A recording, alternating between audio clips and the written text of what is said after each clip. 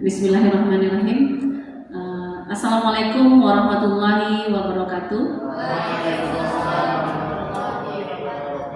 Puji syukur kepada Allah Subhanahu wa Ta'ala atas rahmat dan nikmatnya kita bisa melaksanakan kegiatan diseminasi penerapan budaya positif melalui keyakinan kelas. Salawat beriring salam kepada junjungan kita Nabi Muhammad SAW. Allahumma sholli ala Sayyidina Muhammad wa ala ali Sayyidina Muhammad. Bapak Ibu, sebelum kita memulai acara, marilah kita melafalkan basmalah. Baik, perkenalkan nama saya Yelida Musni SPD, guru SMA Negeri 1 Suliki, CGP Angkatan 10 Kabupaten 50 Kota. Tujuan kita hari ini adalah menerapkan budaya positif melalui keyakinan kelas. Hari ini adalah kelas, maka kita sebelum memulai acara, alangkah baiknya kita punya keyakinan kelas juga atau kesepakatan kelas. Nah, apa kesepakatan kelas yang pertama yang akan kita buat Bapak Ibu?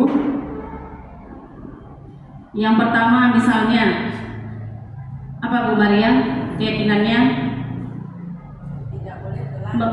Mengikuti kegiatan dengan serius.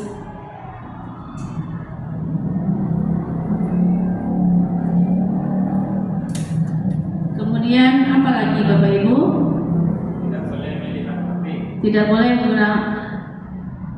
boleh melihat HP. Kita menggunakan kalimat positif. Tidak. Dilarang berarti kalimat negatif. Datang tepat waktu, pulang tepat waktu. Datang tepat waktu. Kemudian yang ketiga, serius mengikuti pembelajaran. Serius mengikuti kegiatan. Oh ya, berarti keluar dan masuk kelas izin bisa nggak?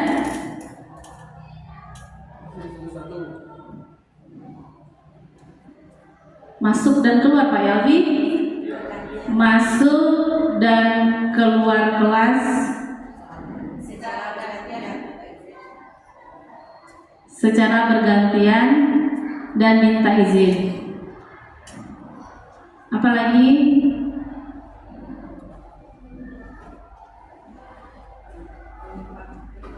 Menggunakan HP ketika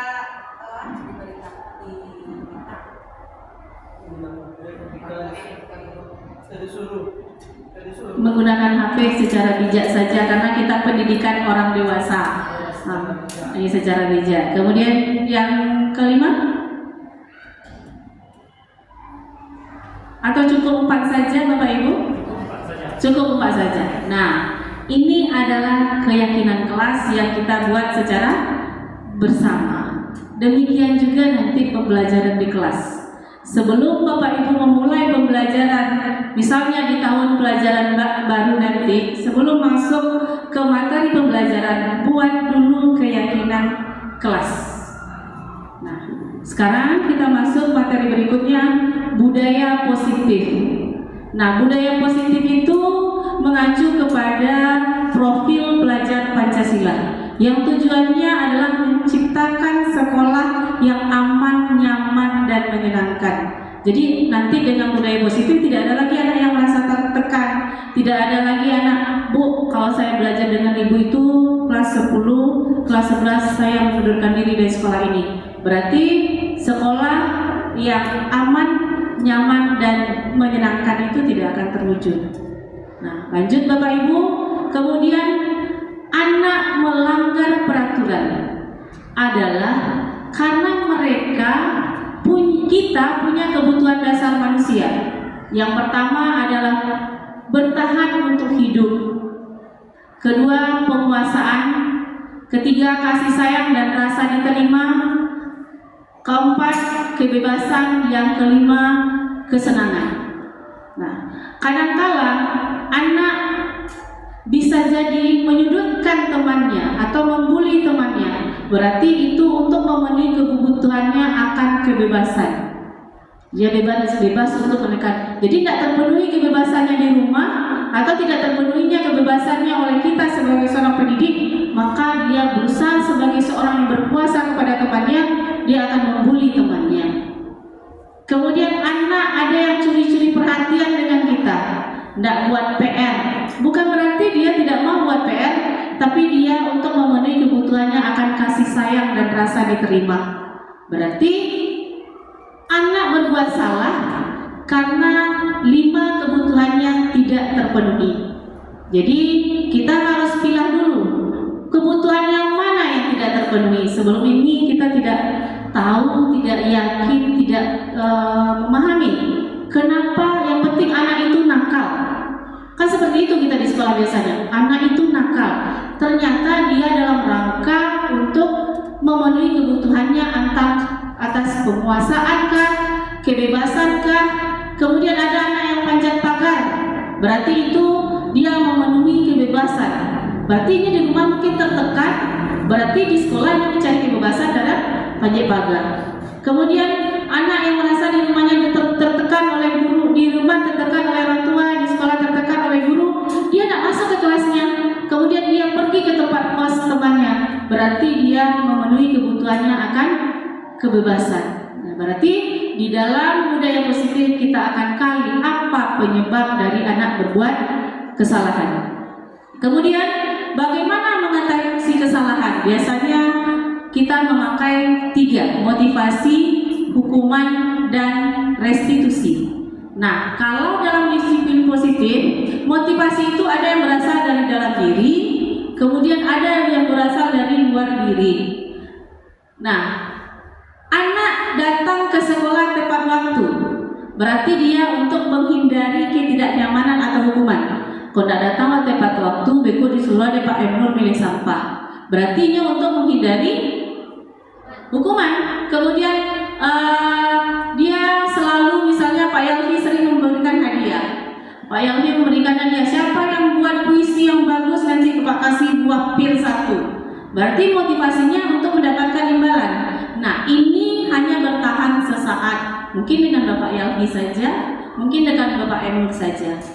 Kemudian dalam budaya positif, untuk menjadikan orang yang mereka inginkan dan dihargai diri sendiri dengan nilai-nilai yang mereka percaya. Contohnya kita sebagai guru, kenapa tepat waktu datang ke sekolah?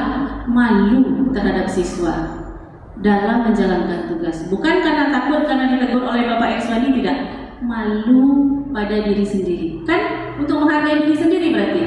Begitu juga dengan anak, dia datang ke sekolah karena dia ingin punya nilai-nilai yang dia percayai. Karena dengan disiplin ini kita dihargai. Seperti itu. Jadi itu tentang motivasi. Jadi motivasi itu bisa untuk menghindari ketidaknyamanan atau mendapatkan penghargaan. Ada lagi untuk menjadikan orang yang mereka inginkan menghargai diri sendiri dengan nilai yang mereka yakini. Jadi awak talambe sebagai guru, awak malu. Bukan awak talambe datang tepat waktu karena awak takut jauh Bapak Kepala Sekolah. Tidak. Jadi untuk menghargai diri sendiri. Kemudian beda hukuman, konsekuensi, dan restitusi. Nah, kalau misalnya hukuman, korban mendapatkan keadilan. Jadi misalnya anak berkelahi, kemudian dia akan mendapatkan keadilan. Setelah kita selesaikan. Kemudian kalau konsekuensi, korban bisa dibatalkan. Konsekuensi. Kemudian kalau restitusi, korban mendapatkan ganti. Nah, ganti ini kalau kata-kata dari segi bahasa Indonesia-nya ya Pak Yalfi.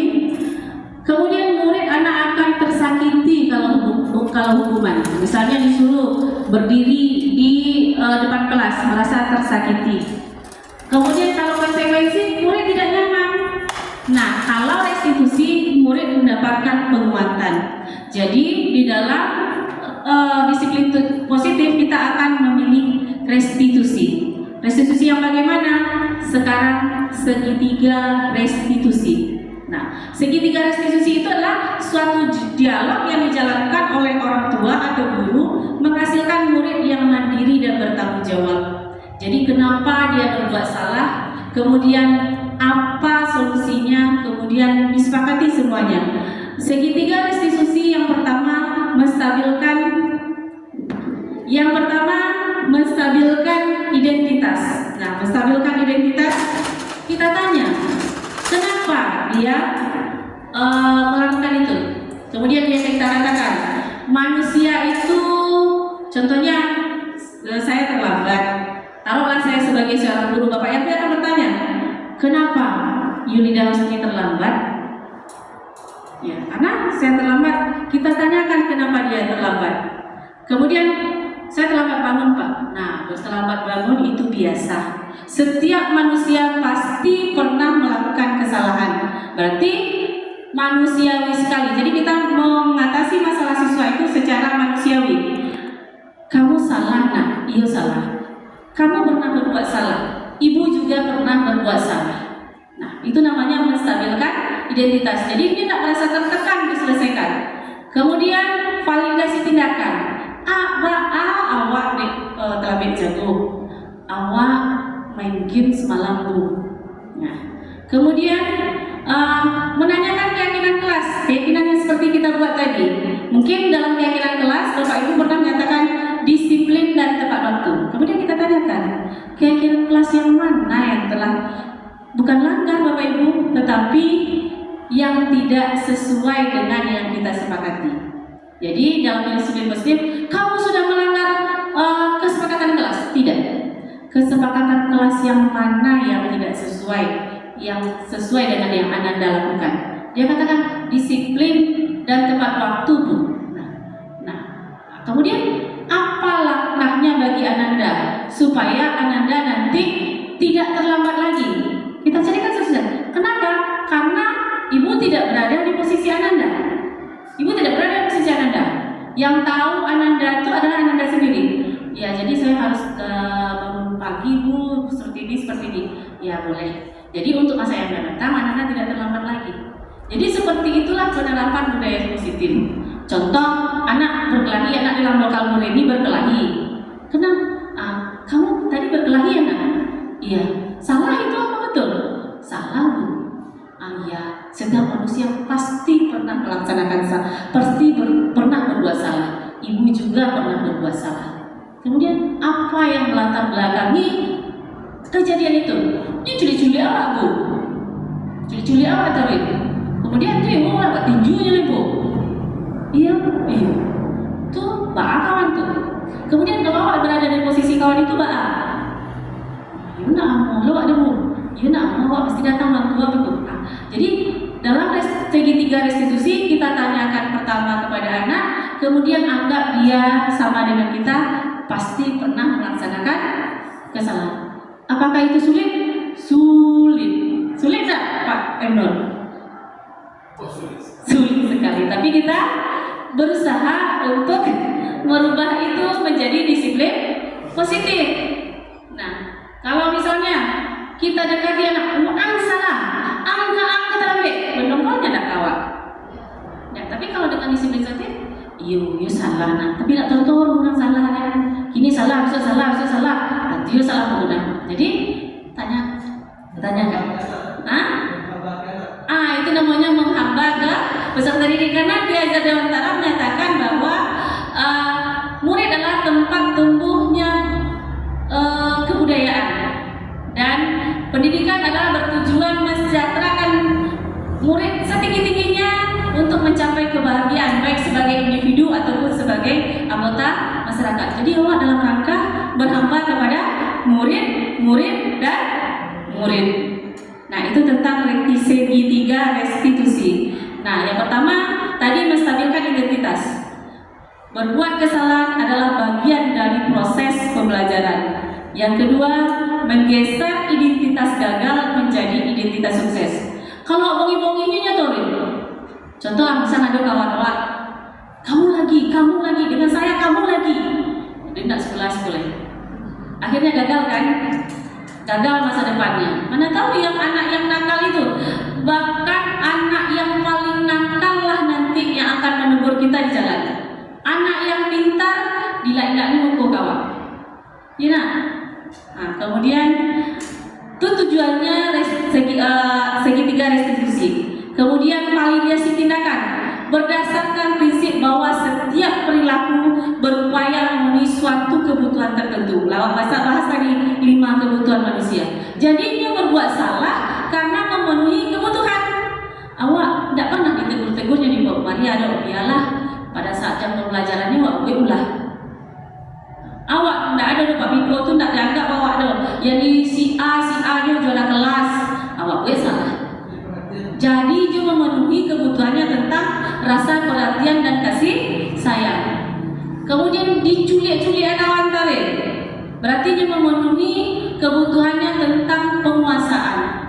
Jadi anak awak berbuat salah dalam rangka memenuhi 5 kebutuhan manusia. Nah, berikutnya menanyakan keyakinan.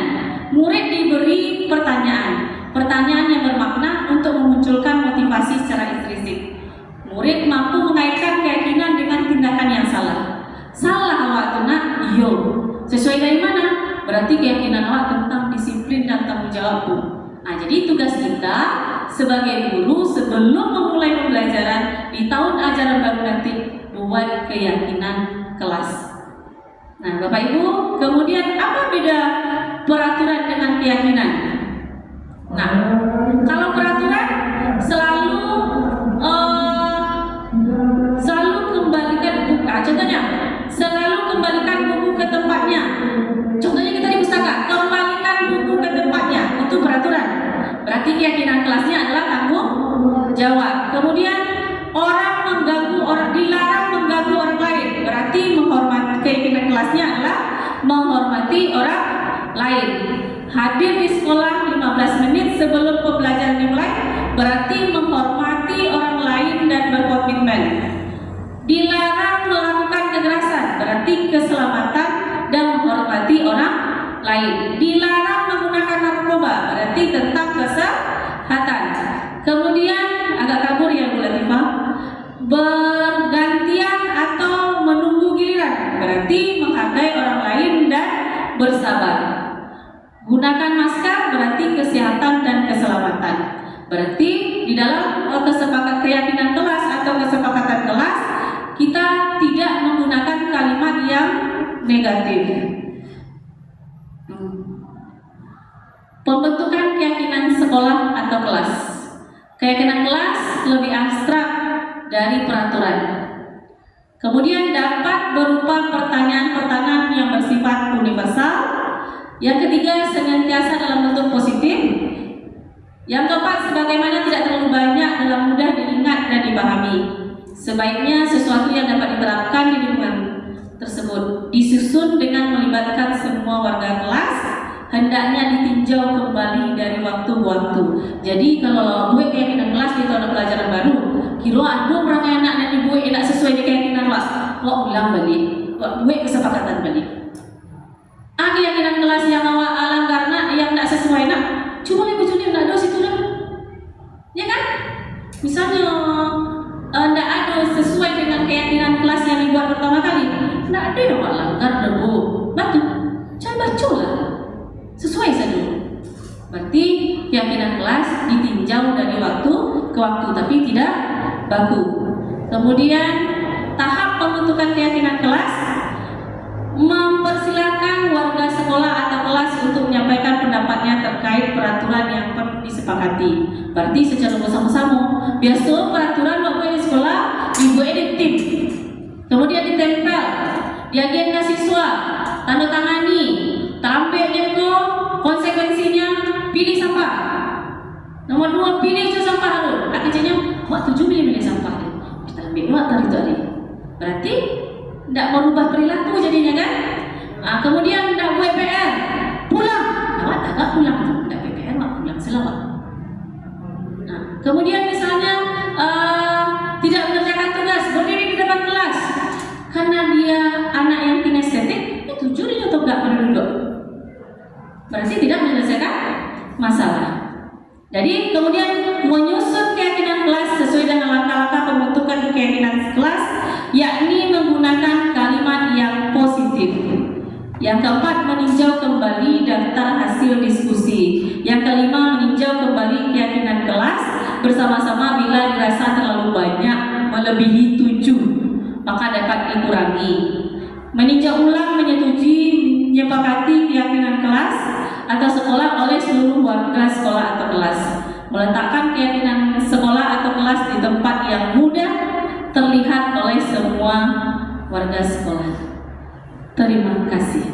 Berarti pemaparan materi dari kami sudah selesai. Sekarang kami mohon Bapak Ibu untuk memberikan pertanyaan pemahaman tentang keyakinan kelas dalam budaya positif. Disilakan.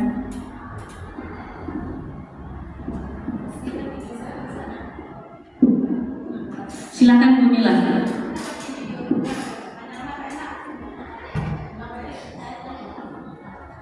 Baiklah, Assalamualaikum warahmatullahi wabarakatuh. Terima kasih Bu Us atas waktunya.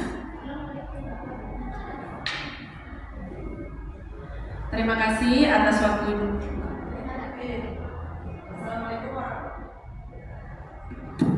Assalamualaikum warahmatullahi wabarakatuh. Terima kasih Bu Us atas waktunya. Cukup bermanfaat sekali bagi kami pengetahuan tentang disiplin positif ini.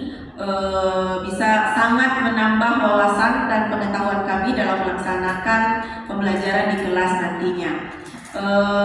Namun di sini ada satu pertanyaan, mungkin nanti Bu Us bisa menjelaskan. Ini tentang disiplin positif itu berasal dari intrinsik, kesadaran yang berasal dari intrinsik. Jadi bagaimana kita menumbuhkan motivasi atau memotivasi siswa kita tersebut secara intrinsik agar motivasi mereka itu selalu berkembang, selalu ke arah yang lebih positif, sehingga kesepakatan kelas kita itu bisa diterima oleh semua warga kelas. Terima kasih. Assalamualaikum warahmatullahi wabarakatuh.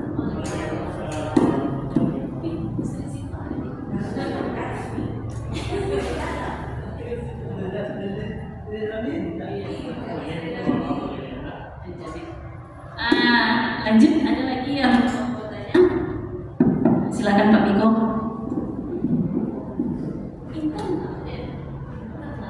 Assalamualaikum warahmatullahi wabarakatuh.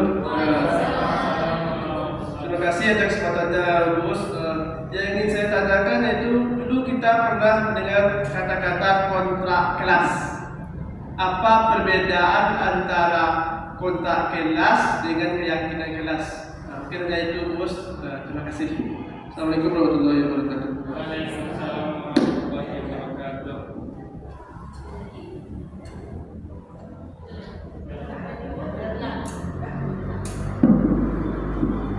Motivasi sudah kita jelaskan tadi. Motivasi itu ada motivasi eksternal dan ada motivasi internal. Nah, motivasi eksternal berarti dorongan dari orang lain. Berarti yang nomor 1 dan nomor 2 bila menghindari ketidaknyamanan atau hukuman. Kemudian untuk mendapatkan imbalan atau penghargaan.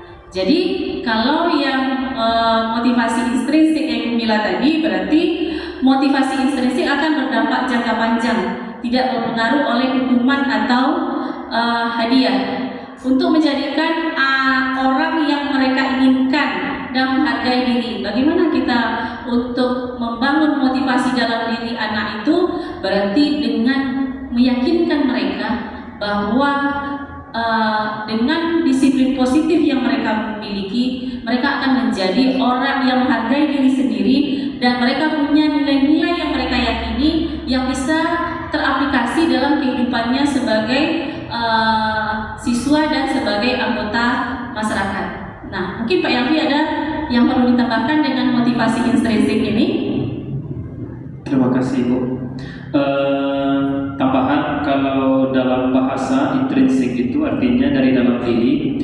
Jadi yang mana mungkin di sini siswa itu kesadaran dirinya yang muncul. Artinya dia tidak terpaksa. Ketika disiplin itu diberikan yang bersifat positif, dia itu tidak terpaksa melakukannya, tapi dari dalam dirinya yang muncul. Artinya kesadarannya untuk melakukan perbuatan itulah yang yang lebih menonjol. Artinya tanpa ada paksaan, tanpa ada iming-iming hadiah, tanpa takut akan sanksi yang diberikan oleh orang lain, tapi muncul dari dalam dirinya. Nah, itu tambahannya Ibu Us. Terima kasih. Terima kasih Pak Yalfi. Kemudian kita lanjut ke pertanyaan dari Pak Miko. Apakah waktu dulu kita pernah membuat kontrak kelas? Nah, apakah sama antara kontrak kelas dengan keyakinan kelas? Nah, apakah kontrak kelas Pak Miko dulu sudah memenuhi syarat-syarat seperti tadi, tidak menggunakan kalimat negatif? Banyak kalimat negatif. Nah, maka berarti tidak sama. Tapi Pak Miko sudah mulai berubah ke arah kebaikan. Kenapa? Karena sudah punya kontrak kelas dari waktu masuk di tahun ajaran baru. Jadi kita kembangkan seperti yang tadi, menggunakan kalimat yang positif. Jadi beda antara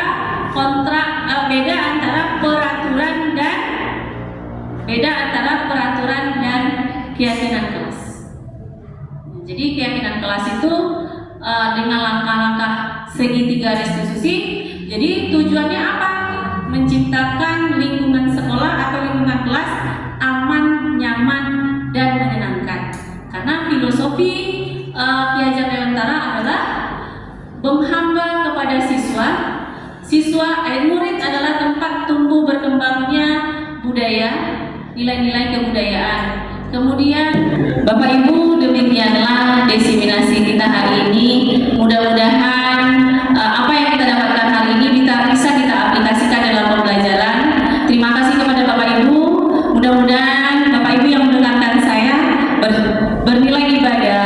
Bagi saya menyampaikan, begitu juga dengan Bapak Ibu yang mendengarkan. Banyak maaf apabila taufiq wal hidayah. Assalamualaikum warahmatullahi wabarakatuh.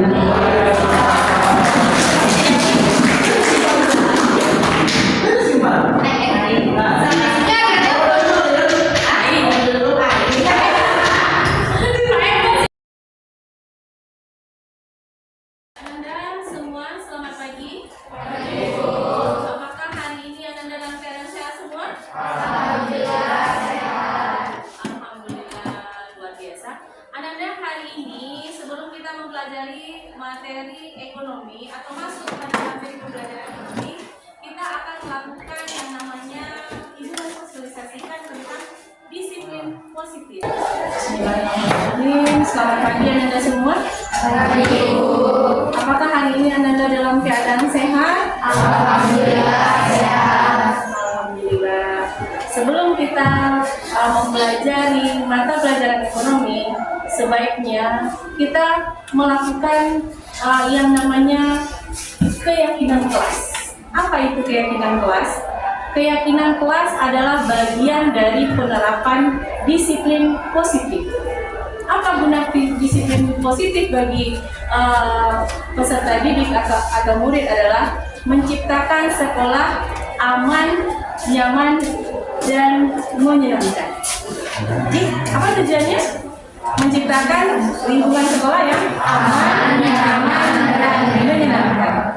Apakah itu tuh sudah Anda rasakan sekarang ini Anda? Antara sudah dan belum. Antara sudah dan belum. Jadi di dalam penerapan disiplin positif ada namanya restitusi. Di dalam penerapan disiplin positif kita mengenal adanya namanya segitiga restitusi. Nah, segitiga restitusi itu yang pertama validasi tindakan yang salah. Yang kedua, menanyakan keyakinan. Yang ketiga, menstabilkan identitas. Biasanya kalau Anda melakukan pelanggaran terhadap disiplin sekolah, langsung kena hukuman. Tahap 1 diperingatkan, tahap 2 peringatkan, tahap 3 ada konsekuensinya. Nah, sekarang tidak seperti itu lagi. Yang pertama, kalau Anda melanggar keyakinan yang telah kita buat, maka tanyakan validasi tindakan yang salah. Kamu tentu punya alasan mengapa melakukan itu bahasanya. Nah, Yang di sini pernyataan dari yang tadi menanyakan itu tadi, yang itu kan ada berbuat salah itu tidak apa-apa. Misalnya kalian terlambat, bilang nih, kamu terlambat ya nanti ya, apa terlambat? Kamu terlambat, gimana perasaannya? Ada yang beda nggak? Iya. Bagi orang yang sekali-kali terlambat, tapi yang sering terlambat gimana? Baik aja. Baik aja kan? Jadi langkah yang pertama yang akan dilakukan itu berbuat salah itu tidak apa-apa. Tidak ada manusia yang sempurna. Saya juga pernah melakukan kesalahan seperti itu. Ini pernah panjat tangan dulu. Nah, saya juga ya. Kemudian saya juga pernah. Kemudian kita bisa menyelesaikan ini. Kemudian Bapak Ibu tidak tertarik mencari siapa yang salah, tapi Bapak Ibu mencari solusi dari permasalahannya. Yang ketiga, kamu berhak merasa begitu. Kemudian, apakah kamu sedang menjadi teman yang terbaik untuk dirimu sendiri? Jadi, dalam rangka menciptakan sekolah aman dan nyaman. Nah, kemudian yang berikutnya adalah validasi tindakan. Validasi tindakan, kenapa kamu melakukan itu? Ya, kamu pasti punya alasannya. Kemudian kamu patut bangga pada dirimu sendiri karena kamu telah melindungi sesuatu. Kemudian yang terakhir adalah menanyakan keyakinan. Keyakinan itu apa keyakinan yang sudah Ananda, ya apa keyakinan yang tidak sesuai dengan perilaku Ananda tadi? Itu apa yang Ananda rasakan? Nah, kita lihat lagi yang Ibu buat.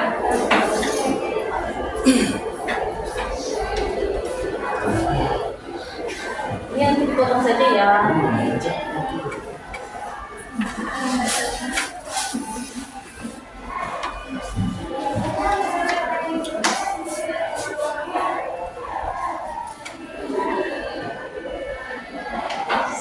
Apa itu segitiga restitusi? Yang kita lihat tadi itu. Apa itu segitiga restitusi? Suatu proses dialog yang dijalankan guru atau orang tua menghasilkan murid yang mandiri dan bertanggung jawab. Bertanggung jawab dia dengan apa yang dia lakukan. Mandiri dia dengan apa yang sudah dia putuskan.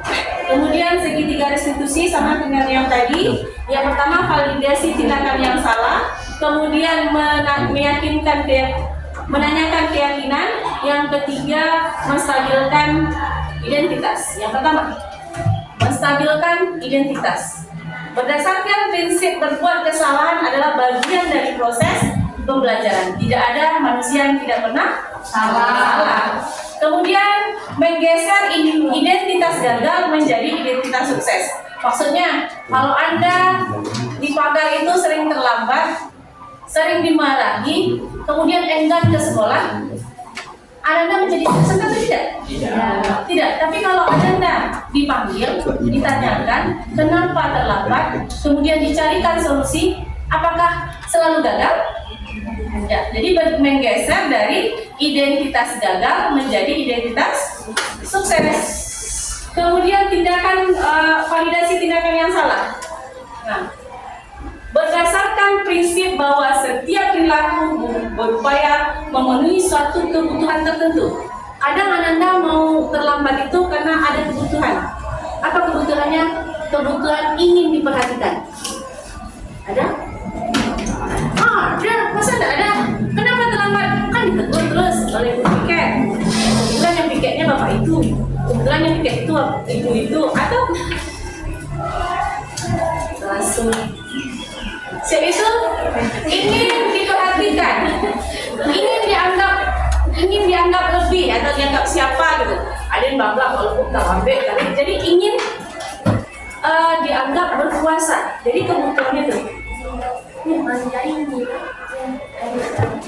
Kemudian mengenali dan mengakui kebutuhan murid akan mempengaruhi hubungan dengan murid. Lanjut.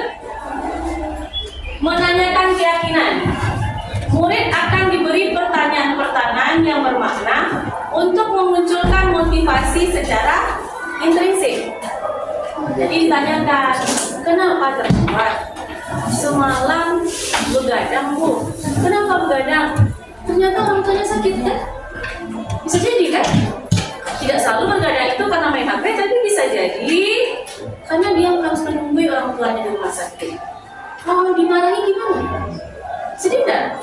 Sedih dong. Jadi kita wajib tahu kenapa dia terlambat.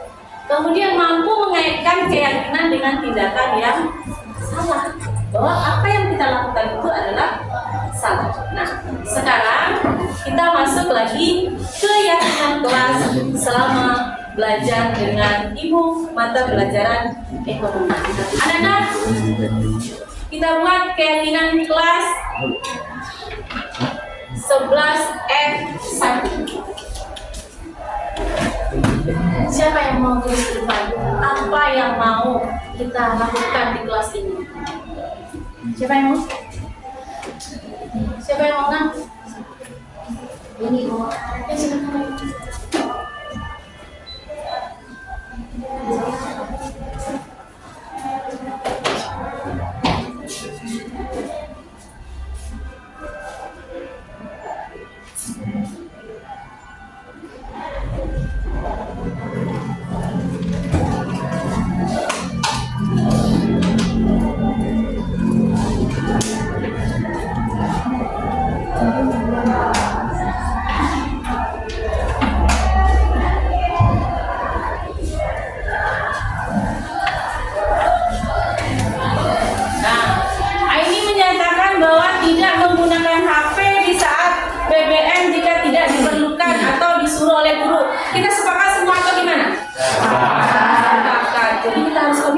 Selama pembelajaran tidak menggunakan HP kalau tidak disuruh oleh guru.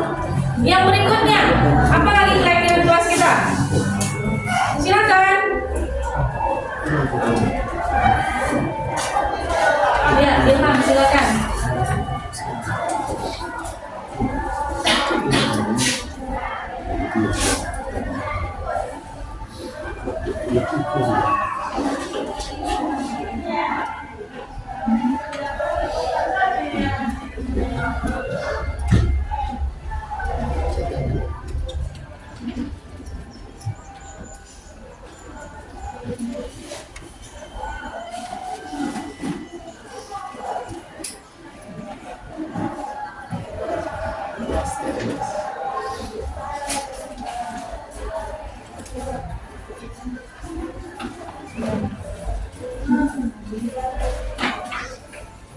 Nah, Ilham menyatakan membuang sampah pada tempatnya dan selalu menjaga kebersihan kelas. Gimana? Setuju atau tidak? Setuju. Setuju. Terima kasih. Jadi yang bawa styrofoam dari luar jangan simpan sampahnya di dalam laci. Buang ke tempat sampah. Setuju semua? Ada yang tidak setuju? Tidak. Lagi? Ada?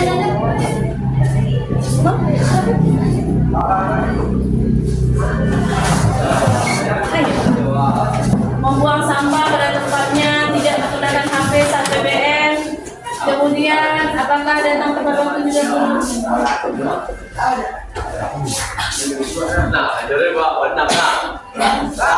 Saya puji enggak?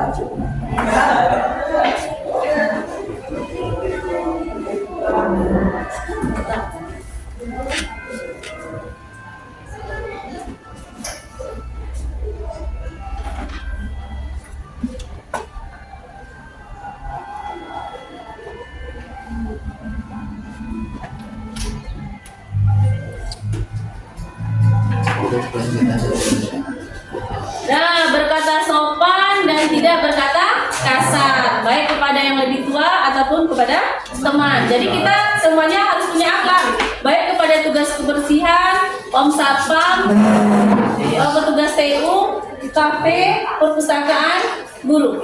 Bersedia? Nanti tidak ada lagi yang berkata kasar ya. Nah, berarti mungkin ada yang pernah merasa tersakiti dengan kata-kata kasar. Mulai hari ini kita sudah punya keyakinan kelas. Siapa lagi? Cukup 3 itu keyakinan kelas kita? Cukup 3 nak? Cukup 3? Ada lagi?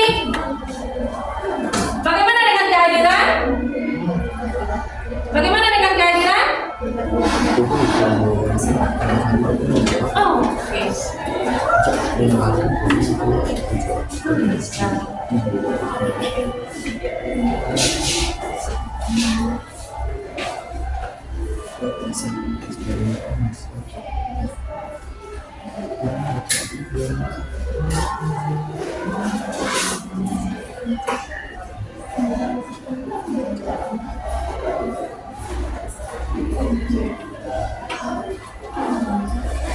Nah, Reza membuat tidak makan-makan saat guru menjelaskan pembelajaran. Iya, Reza?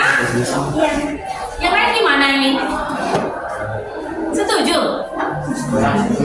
Kurang setuju? Kecuali kalau diizinkan ya. Jadi tidak makan-makan saat guru menjelaskan pembelajaran. Jadi kita, apa bagus juga. Jadi sini makan, di sana makan, jadi tidak fokus. Jadi kita harus fokus di dalam pembelajaran. Kalau misalnya mau makan, izin dulu ya. Ya, sepakat kita dengan apa yang dibuat Alexa? Sepakat. Kenapa kecil sekali suaranya? Sepakat. Sepakat. Lain, yang lagi, apa lagi?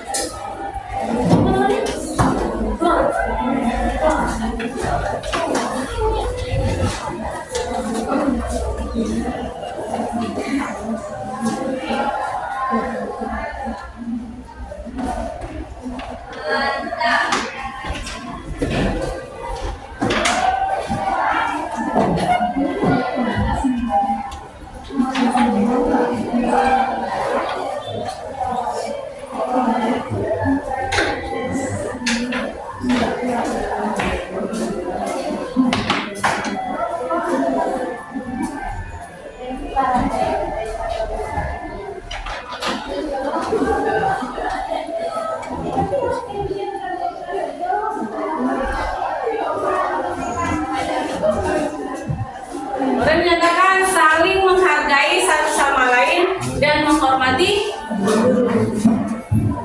Sepakat? Ada yang perlu ditambahkan di sini?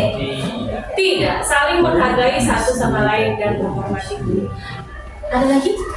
Apakah kita perlu disiplin dan jujur? Perlu. Ada kita perlu disiplin dan jujur? Perlu.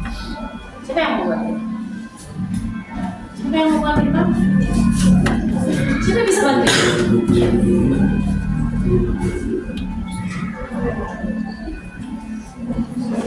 Mau coba?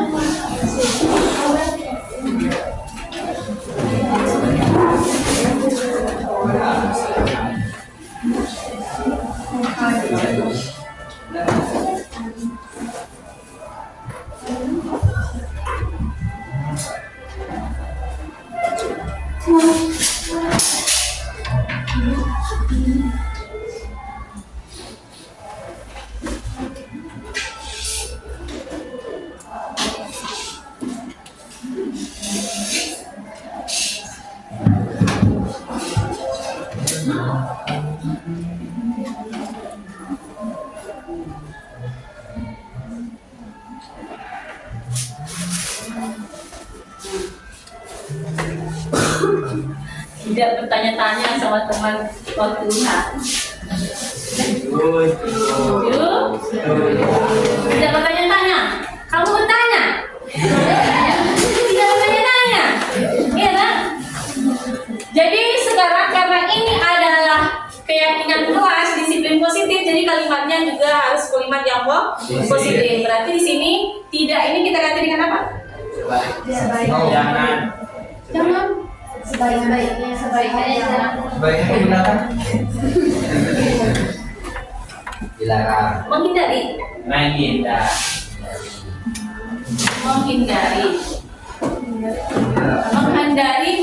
Penggunaan HP. Menghindari penggunaan HP di saat BBM jika tidak diperlukan. Karena ini juga adalah kalimat positif, jadi menghindari.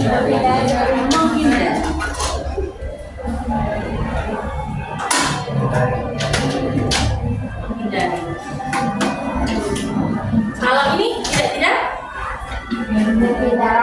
berarti jujur di dalam apa kata-katanya? Apa nak? Oh, jujur dalam melaksanakan tugas dan ulangan. Ira? Oke. Kita gantian nak ya? Boleh? Boleh.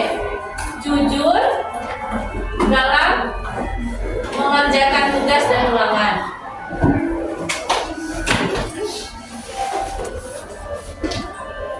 Apalagi ada tambahannya? Apakah cukup segini aja? Ada lagi tambahannya? Apakah perlu minta izin keluar dan masuk kelas? Ya. Mau minta izin untuk masuk dan keluar? Ada lagi kesepakatannya nak? Apakah cukup? Saling menghargai perlu? Sudah. Kemudian bertanggung jawab. Ada lagi nak? Ada lagi?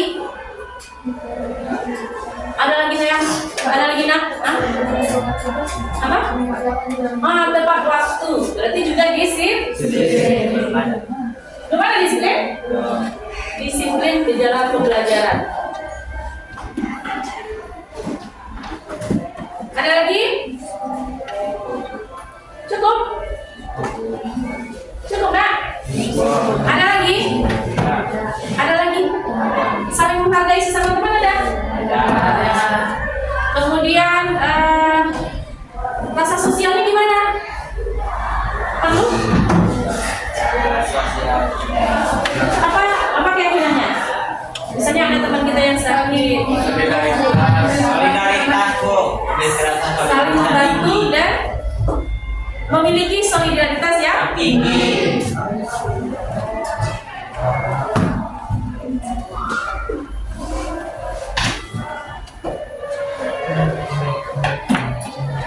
Nah, memiliki solidaritas yang tinggi. Nah, cukup keyakinan kelas kita sebanyak 10?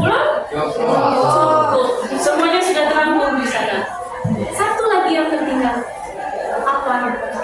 Beriman dan bertakwa. Nomor satu dia beriman bertakwa nak? Ya.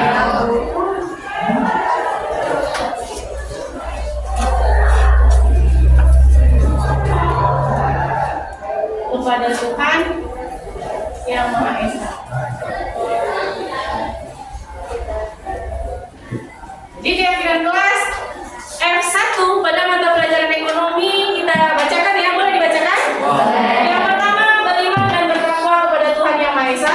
Berarti tidak ada di lokal ini yang tidak melaksanakan sholat 5 waktu, karena kita sudah punya keyakinan kelas. Kemudian menghindari penggunaan HP di saat PBM jika tidak diperlukan. Yang ketiga, membuang sampah pada tempatnya dan selalu menjaga kebersihan. Yang keempat, berkata sopan dan tidak berkata kasar. Yang kelima, ini namanya udah nggak utuh lagi, menghindari makan-makan saat guru menjelaskan pembelajaran. Berikutnya, saling menghargai satu sama lain dan menghormati guru. Jujur dalam mengerjakan tugas dan ulangan. Meminta izin untuk masuk dan keluar kelas. Bertanggung jawab, disiplin dan dalam pembelajaran memiliki solidaritas yang tinggi. Nah, kita sudah menghasilkan keyakinan kelas yang sudah kita sepakati bersama.